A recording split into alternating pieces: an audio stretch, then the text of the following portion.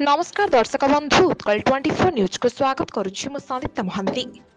करंजिया बजार विभिन्न दुकान रु प्लास्टिक सामग्री जबत कले एनएससी कार्यनिर्वाही अधिकारी। करंजिया पौर परिषद पक्षरु एकक व्यवहृत प्लास्टिक उपरे रोक लगाइबाकू पदक्षेप ग्रहण आरंभ होईछि। चलित मास 1 तारिख ठारू देशव्यापी एकक व्यवहार प्लास्टिक निषेध आईन लागू होईछि।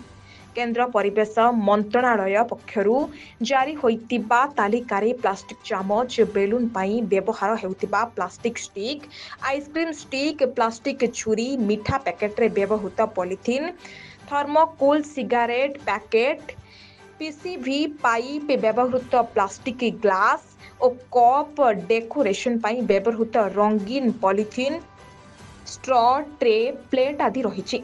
पौर अधिकारी ललित कुमार नायकों नेतृत्व में एक दल करंजिया साहरपड़ा रास्तार थिबा शुभम प्लास्टिक दुकान व्यापक परिमाणर थर्मोकोल खली, चौती और अन्य निषिद्ध प्लास्टिक जबत करिछि एवं बजार विभिन्न दुकान रे चढ़ाऊ करी विपुल परिमाणर उक्त प्लास्टिक सामग्री जबत करने सहित फाइन आदाय करा सहित आगामी समय एही सामग्री विक्रय करुथिबा जणा कले आईन अनुसार कार्यानुष्ठान और गिरफ करा जिवो बोली कार्यनिर्वाही अधिकारी ललित कुमार नायक सूचना दैछन्ति।